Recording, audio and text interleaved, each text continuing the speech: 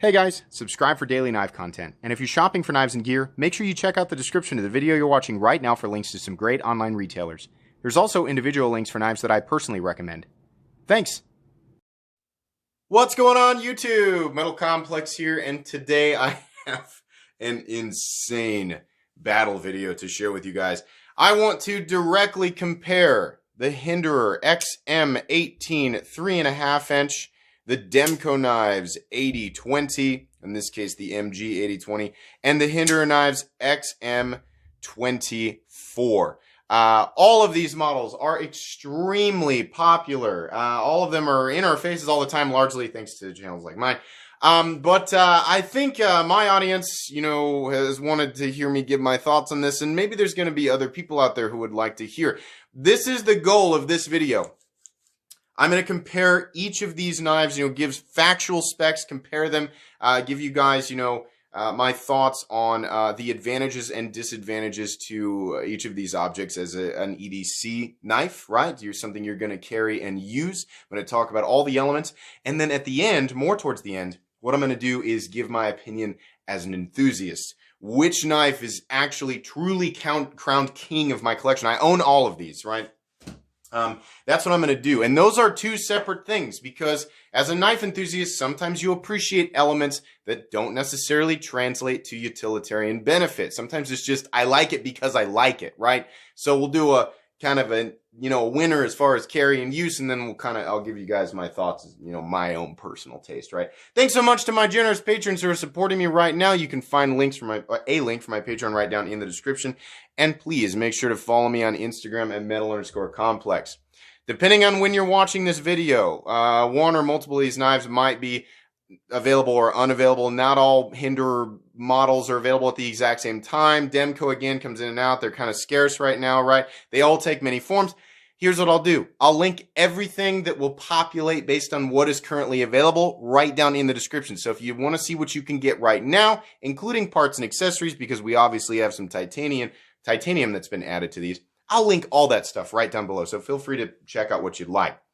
Let's go ahead real quick and measure. I have done countless videos in the XM18 and XM24, but never like this. XM18 coming in at 8¼ inches overall with a 3.5 inch blade.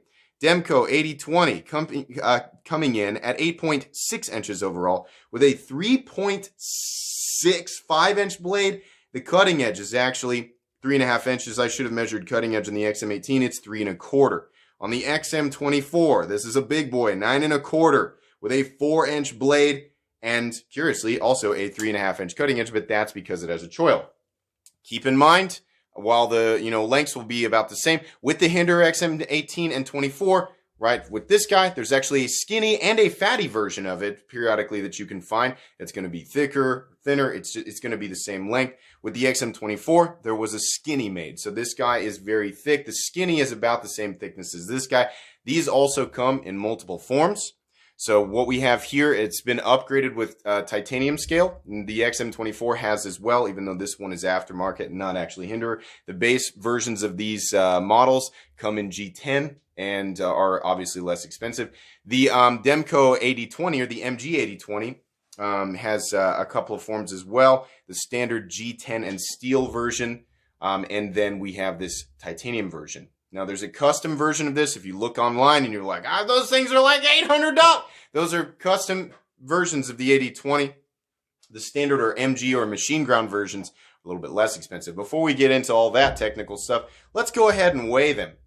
Now, I'm going to tell you, I've got titanium added to these, right? So weight's going to be a little off. Let's start off here with the MG 8020. So this guy comes in at 7.23 ounces. If you go with the G10 version, it comes in at about 6.1. So this is a little bit more than an ounce heavier than the standard G10 version. My XM18 3.5 inch with an unmilled older titanium scale is coming in at 6.35 ounces. The standard G10 version does come in at about 5¼ and if you had an unmilled titanium scale, this would come in at about, if you had a milled titanium scale, it would come in at about 6 ounces. The difference between the milled and unmilled scales is literally just about 1/3 of an ounce. The XM24 with a full unmilled titanium scale comes in at 8.5 ounces, and the standard version right, with G10 comes in about the same weight as this guy. Actually, a little more, about 7.5 to 7.7 ounces, again, depending on blade shape. So there's a lot of variances there. Hinderer knives come in a wide variety of different blade shapes, different blade finishes, but so do Demkos. We're finding out actually there is variations planned. So for example, the XM18 and XM24 both have a Spanto variant, obviously a Harpoon Spanto variant. They've got Wharncliffe variant, spear point, right? There's a ton of them. Demkos, we're seeing here, the 8020 comes in, you can see this clip point. I think they have a sheep's foot version planned, or I think they call it the shark's foot because of the shark lock, right? That's clever. And then I would imagine that there will be some other ones. There have been versions of this with or without the hole, right? These do not have flipper tabs. Hinderer knives, some of them have flipper tabs, some of them don't. Some of them have choils, some of them don't. Both of these knives come in a couple of different finishes. I've seen kind of a reflective DLC finish that that Demko does. Hinderer also has, I've got another XM, I should have gotten it out. In fact, I will because the box is right here. Hinderer knives have, like, for example, their black stonewash finish, which looks very similar. This is another XM24, very similar to the DLC, the shiny DLC that Demko Knives uses. But they also do regular DLC. They do black wash. Those are 3 different finishes. Then they have working finish. I've seen some FDE coated ones. They have lots and lots of different options, right? Standard though, multiple colors of G10, just about any color you can think of. Demko, they do the standard kind of darker G10, like your blues and your reds and your blacks and your grays, but they also do interesting stuff like lime green, and I want to say maybe I've seen purple, not that Hinderer doesn't. So it's safe to say that both, any of these, right, any of these knives, they all have massively varying options, right? It's very unlikely if you're actually seeking this knife out that there isn't a version that will make you happy. The problem, no matter how available these knives come, because right now at the time of this video, it's funny that we're back in the, it's like, I mentioned this the other day, it feels like 2012. Hinderer knives are actually really hard to get. Some of them are really hard to get, which is insane because the model has remained largely unchanged for so long outside of the tri-way pivot system. But different variants of these knives are created. Actually getting your hands on exactly what you want might be more or less of a problem. It just depends on what you want. But if you are patient and willing to hunt, and in some cases willing to go on the secondary market, you can acquire the version that you want. It's really hard to say that one offers more variety than other, though I will say because Hinderer's been doing this for so long, it's probably more likely to hunt down your ideal Hinderer than it is your ideal Demko. There are way more XM18 and even XM24 models out there in various blade shapes and finishes than there are the Demko. I would say 20 times maybe, just because of how long these have been in production. But yeah. So let's talk about the hardware real quick. Normally I'm like, let's do a hardware check, right? Hinderer knives, they have a flathead pivot.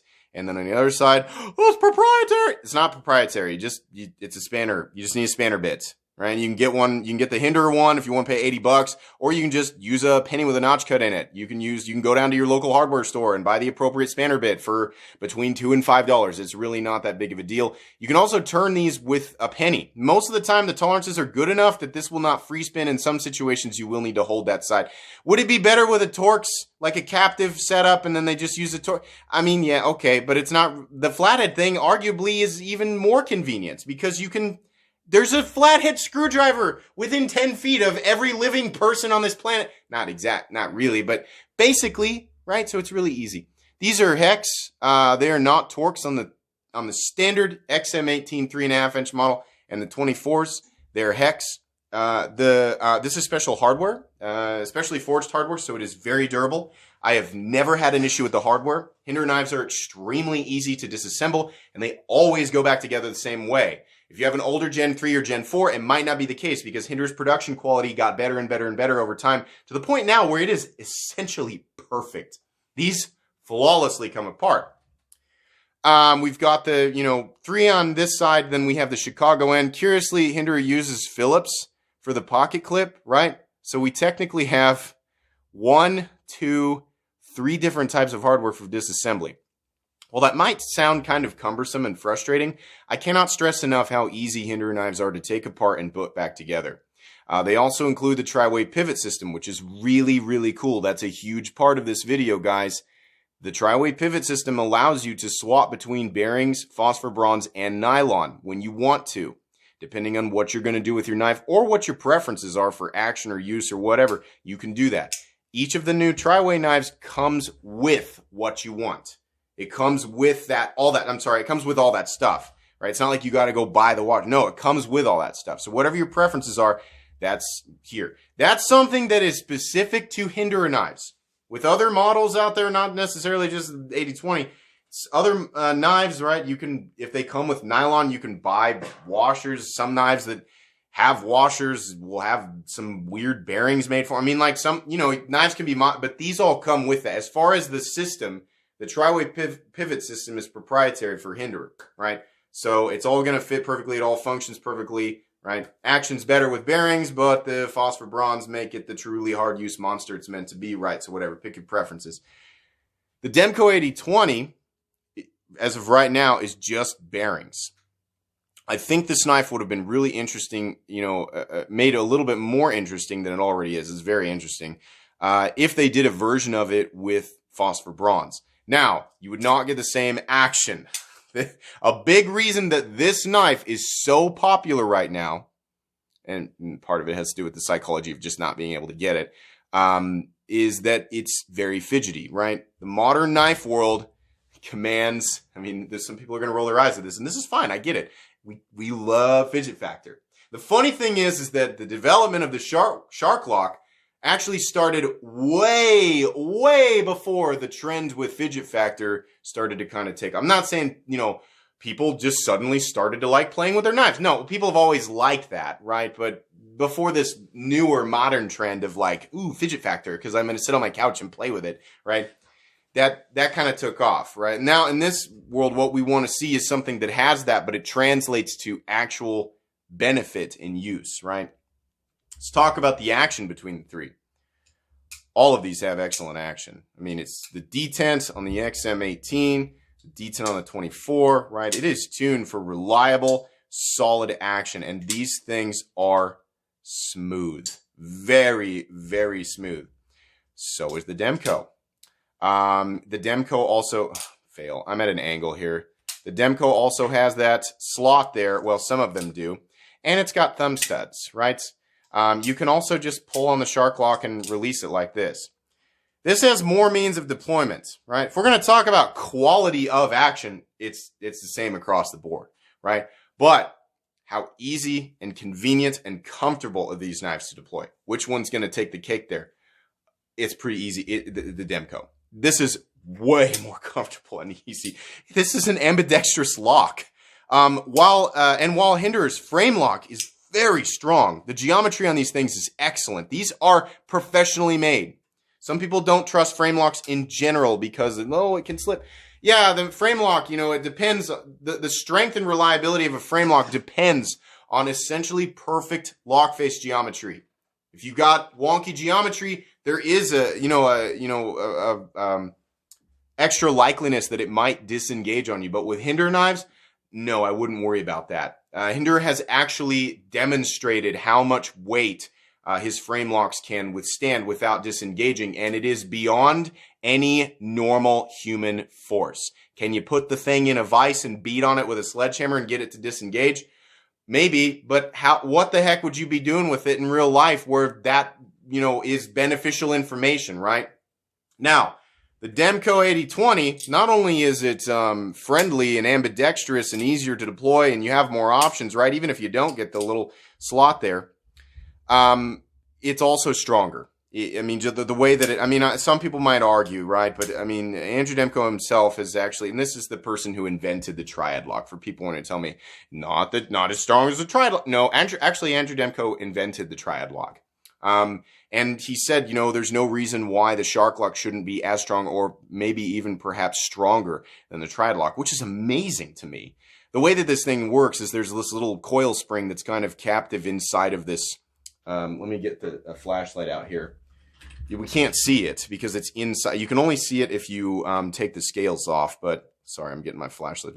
You can see the back of this thing, the other side of it. There's actually a coil spring inside of this guy. It's totally safe from debris or anything like that.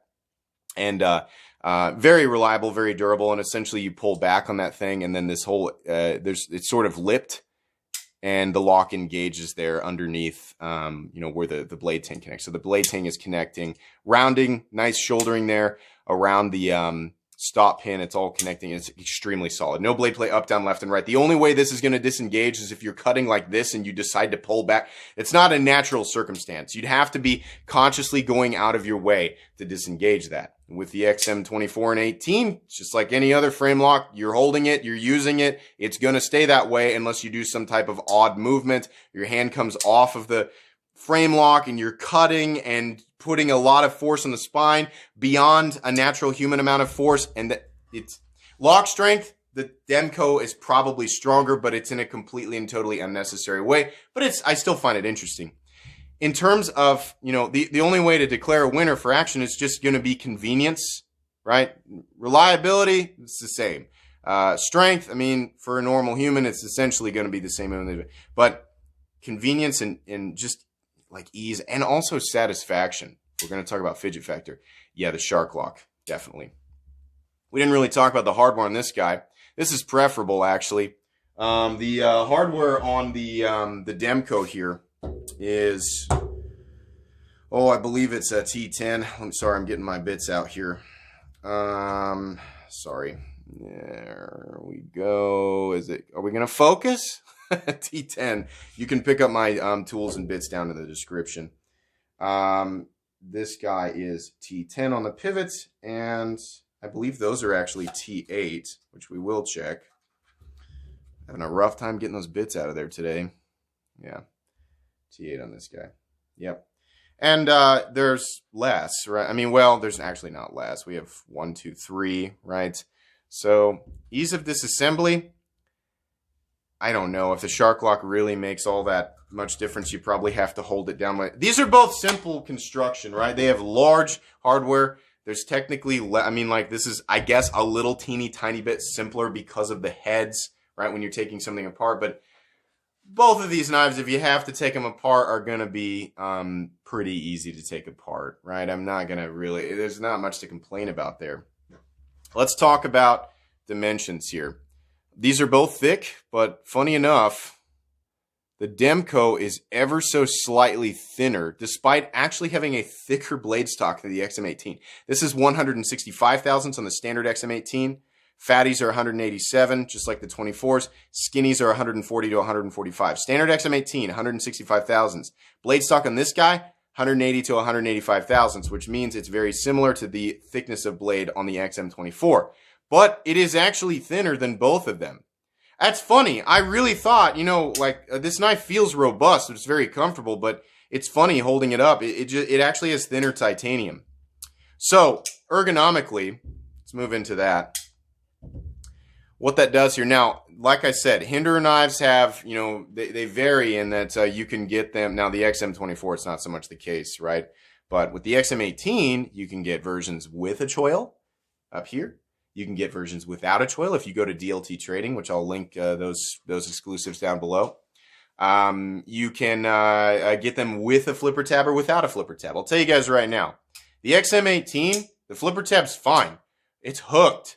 That hook is a little uncomfortable. The landing zone is also uncomfortable. That's been a thing for a long time, right? People are aware of that. You'll adapt to it, right? I personally don't really even notice it right now, but I'm not going to pretend it's not an issue versus other modern designs.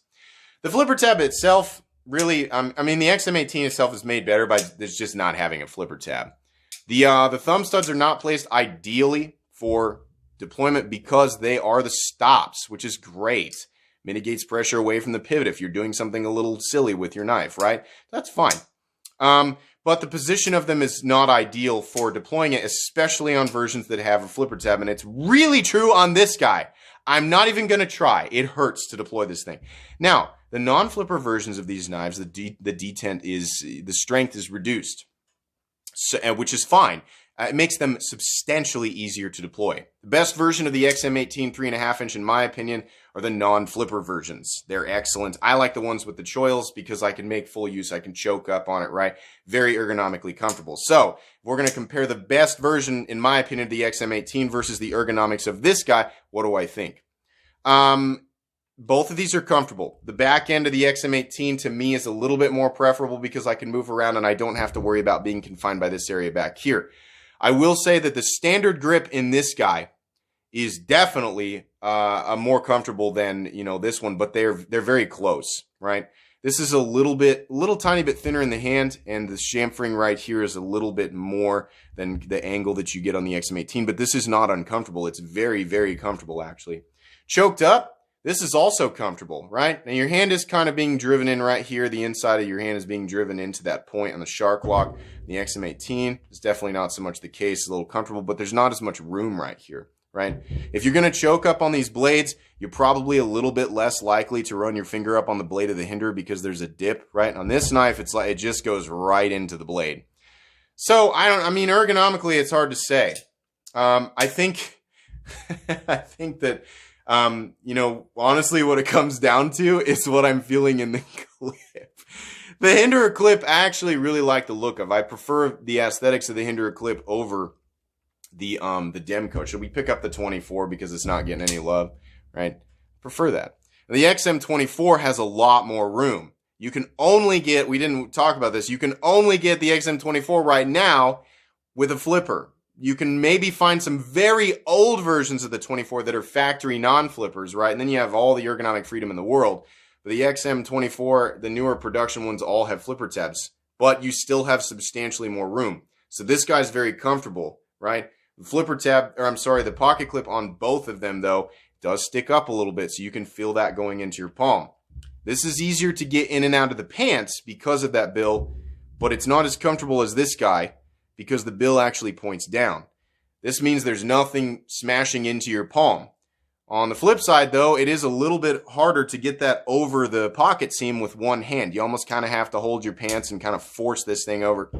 So, in and out of the pants, these guys. Ergonomic comfort, though, this guy overall. Ergonomic freedom, probably the XM24. It's really hard to say between the three, like which is, but you know, that's just the way that it is. That's just, I'm trying to give you guys accurate information here. Lockup, like I said, it's solid. Both of them are solid. This guy doesn't have a detent. It's because of how that works, right? It gets to about here and it's kind of, you know, I'm not going to say it feels exactly like the axis lock, but it has that point of tension, like right there where it snaps into place, right? There's not what I would describe as detent lash or anything like that.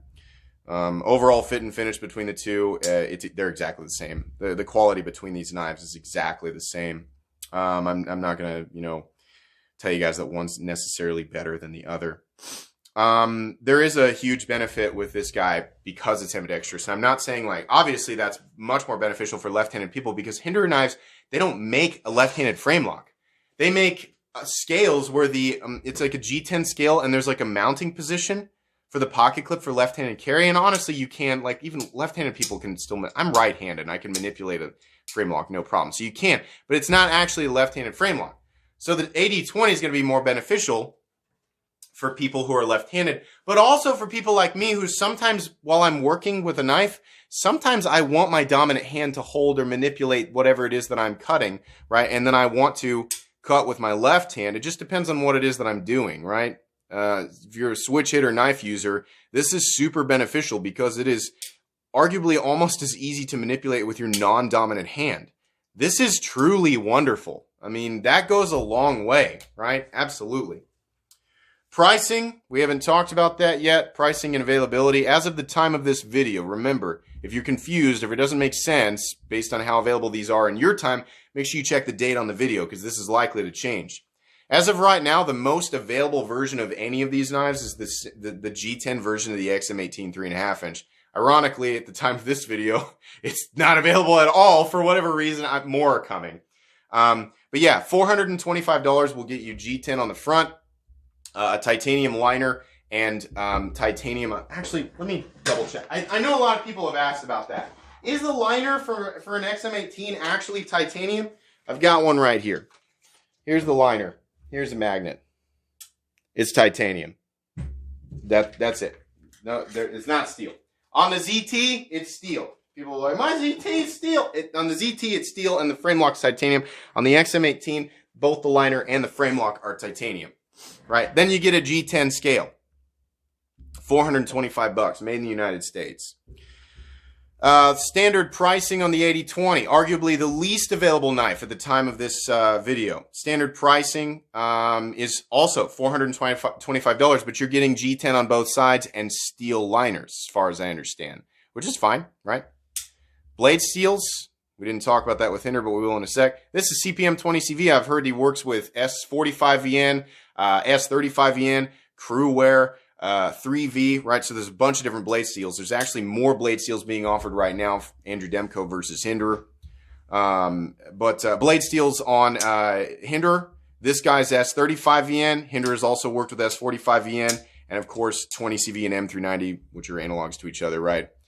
He's worked with 3V in the past, but not in standard production knives right now. XM24, base model of this guy. And by the way, that's the base model pricing, $425 for a base model G10, right? MG8020. You want titanium, you're looking at $625. The ones that are more expensive than this are customs. This is a machine ground variant. XM24, standard pricing, $600. G10, titanium liner, titanium on the other side. You guys might be wondering, well, what do the titanium variants run? You actually have to buy the titanium scales separately for these guys, usually, 99.9% of the time. Sometimes there are special variants of production Hinderers that come out with titanium scales. That's extremely rare. As far as generally how these go, you gotta buy them in G10 first, then you gotta pay between $200 and $250 for a titanium scale. So, full-tie pricing between these two is the same. About, because the titanium scale, right, like this knife right here, to build it, total, $625. This guy, same thing, $625. And we're looking at essentially the same deal. This guy, I had to pay $250 to get a custom scale made for this because Hinderer just doesn't make titanium scales for the 24.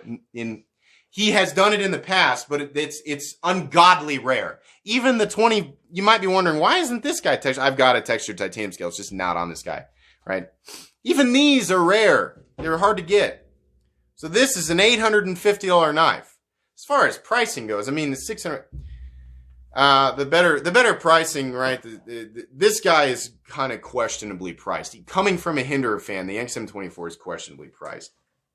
Best pricing, you know, is standard G10 models, which you do not need full titanium. These guys are titanium because I like titanium. If you like titanium and it's worth the extra money for you, then get it. The standard versions, these of the G10, you're not gaining any special benefit from going with the titanium scale, right? Unless you just really like how that feels. So these guys for pricing, about the same. Are you getting your money's worth? I mean, in the standard G10 variant of this guy, you're getting G10 in steel and then a premium blade. But again, we do not reduce the value. Well, you can reduce it to whatever you want, right? Value is a lot of times eye of the beholder.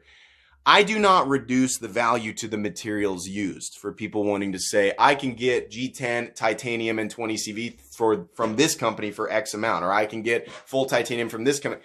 I don't reduce the value. It depends on where it's made, how many processes, right? Some things just take longer to finish. There are more processes involved. That's why for people who have, you know, for the first time handling a Hinderer are like, holy crap, this thing is high quality. It's because a lot of the $200, $300 knives they've held in, you know, have always kind of measured quality that way. They don't feel the same as this. Whether or not that translates to beneficial use, I mean, for some people, it doesn't matter. This is a more polished item than a lot of the stuff that you're going to find at the $200 or $300 territory, right? Whether it's made in China or the USA, it doesn't really matter. It's just going to be, this just feels better. Same thing with this guy. Overall finish and polishing, it's amazing how similar. It's like I picked this up for the first time and I was like, God, it really looks and feels Hinderer-y, right? It just has that extra, every last little teeny tiny corner is knocked down in a really beneficial way. The tumbling looks great, right? Everything just looks awesome. It fits together so well. It's got that robust, solid feeling that comes with a knife like this, right?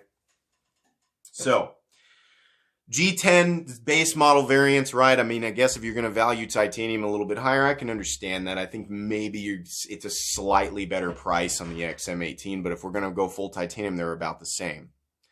So overall, right, between all the different variants that are available, which do I think has the best value, right? Which is the better user, right? We didn't really talk about blade geometry, but I'm sure, as you guys could guess, generally speaking, blade geometries between these guys, they're all pretty thick. They're all pretty robust behind the edge. These are heavy duty kind of beater, kind of use it for whatever you need to use it, right, you know, in the moment kind of knives. They will cut, they will slice, they are professionally sharpened, but you are pushing a fairly thick wedge through, you know, let's say cardboard. An open L is going to get through cardboard better than any of these knives, right? Does that mean the open L is better because it has more slicey geometry? No, it depends on what you're going to use it for, right? All of the different blade shapes that I've seen, which are not super plentiful with the 80-20, they have about the same geometry. Hinderer knives, a little bit more like the slicer has the best slicing geometry, but on the standard thickness, it's still about the same, right? If you go with the 3.5-inch skinny, it's going to be better slicing geometry. So you do have more options with the Hinderer. You also have more customization options, right?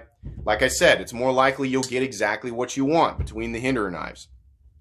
But as far as the best all the way around, right? If you're looking for, you want something very specific, right? You have very specific taste when it comes to cutting geometry, how your knife looks, right? The finish and all that stuff. If you're an options person, you want to get exactly what you want, then you should definitely go with Hinderer. It's going to be much easier for you to get that accomplished. If you are concerned with getting the best knife, dollar for dollar, in terms of capability, ease of manipulation, right? Deployment, in and out of the pocket, and all that stuff, right? You can't go wrong with any of these, but the Demko is definitely the winner. And that's a part of me, it's kind of hard for me to say that because I am a die-hard Hinderer fan. And I'm not saying these are bad. It's like, this gets an A, this gets an A+, right? Whether you go with the G10 version or the titanium version, this, I think, all the way around is the better knife. Got a couple of corks here and there. That pocket clip is kind of, you know, but no, truthfully, all the way around, I think the Demko 80-20 is the better knife. Now, 31 minutes and 46 seconds into the video, probably a little bit different because I haven't added the intro yet in my time, but so what's the true king? For me, day to day, if I was going to go with an XM18, 3.5-inch, it would definitely be full titanium, right? And it would be the textured one. This one just doesn't have the texture scale on it. But we're kind of, utility's still playing a role here, but also, when it comes to my own opinion, what I have to throw in is the enthusiast perspective. So think of it less as, which do I think is better for me? And more as, which one brings me more joy? And it is down to these two. The XM24 is huge. It's honestly a little bit too big for me to carry, but I do enjoy the overbuilt, you know, the novelty of the overbuilt, robust, like this was, for a long time, this was like the unicorn king knife for me, because acquiring an XM24 was going to be expensive.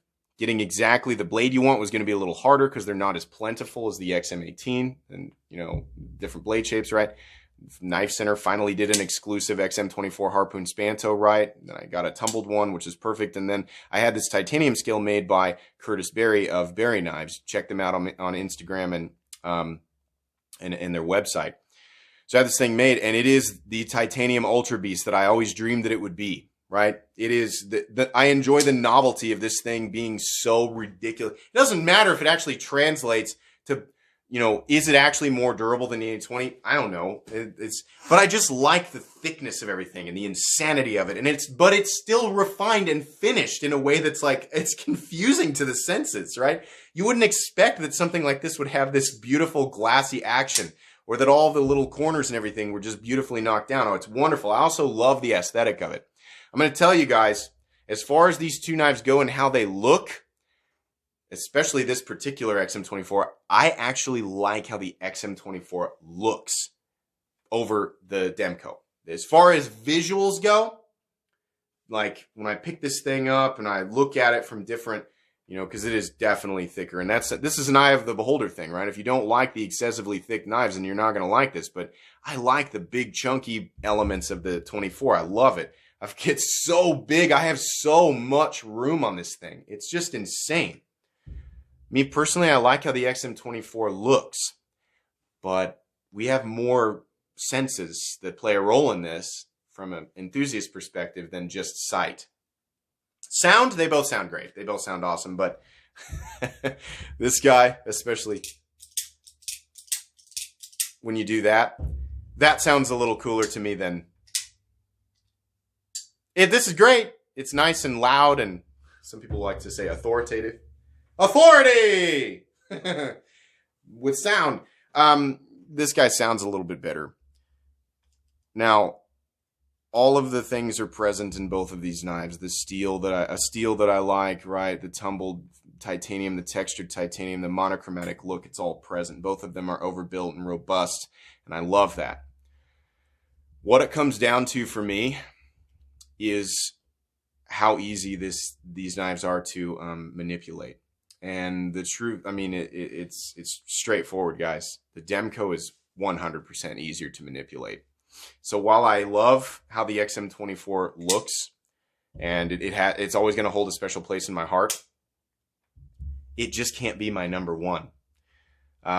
This is essentially the battle of the king blades in my collection here, and I crowned the Demko 8020 after I held it the king blade, but I said I've got to wait until I actually get that full tie XM24 to be able to say definitively that the Demko is the king blade, right?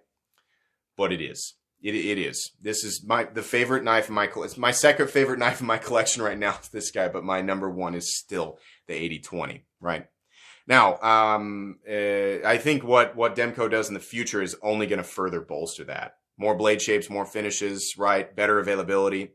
The XM24 is more available right now, but we've already kind of finished that segment of the video where we discuss what I think, it translates to the better item for individual people. Yeah, the Demko is the winner all the way around in this video. And in the future, I've heard that they want to do a smaller one, right? For people who are like, I don't like big knives, or these aren't, I can't legally carry it, right? Well, they're going to make a smaller one is what I've heard. I've also heard that they are considering making a larger one. And I think considering the size of the medium one, which is bigger than the XM18, which is the medium, the XM18 3.5 inches, the medium guy in the XM family. The XM18 3 inches, the small guy. I'm going to guess the smaller 8020 will still be a fairly large knife, maybe something like this, right? And then the bigger one might, if they did it might actually be bigger than the XM24. So, and I would want that. I would want the larger one. I also want the smaller one. What I'm saying here, guys, is that while the Demko 8020 isn't going to be the ideal choice for everybody, obviously there are better or worse knives depending on what you're going to do it for, what you prefer, what you're going to, what you're going to use it for, I think is kind of what I was trying to say there. As far as my preferences on this channel go, all the little things I look for in terms of a knife I'm going to use and a knife that I'm just going to sit around and enjoy, this is still the winner. This is still my favorite folding knife of all time. And it's going to take something truly special. I mean, my favorite knife ever for the longest time was the XM18 3.5 inch in full tie. That was my favorite knife for like freaking, 7 years. It takes a long time to knock something. It's going to take something crazy special. So yeah, this is it. Eventually, if you can't get it right now, you should be able to get it in, maybe in the near future. But as far as this channel is concerned, this is my favorite knife ever. May not be the same for you, but this is definitely my favorite. It is all around. It is the clear winner in this battle video. I still love my XMs. I'm still going to buy more. I'm still going to build more. I have an enormous amount of love and respect for Hinderer knives. And Hinderer has done some awesome things, and he continues to serve the part of the knife community that's really wanting to get an American-made product that's high quality. And Demko Knives is also doing that. You cannot choose wrong. This is a long video. You cannot choose wrong. Your preferences absolutely count, right? You don't have to agree with me on this stuff. But these are all just fantastic, and I just love these knives. Guys, that's going to be pretty much it. Like I said, check the links down below for availability. Be sure to follow me on Instagram at metal_complex. If you enjoyed this video, please leave a like. If you'd like to check out my other content, I do, of course, have lots of videos of knives that are either expensive or inexpensive that I do or don't like, so check those out. And if you enjoy all my content, go ahead and click on that Metal Complex logo right there and subscribe because there's definitely more coming. Thanks again for watching, everybody, and have a great day.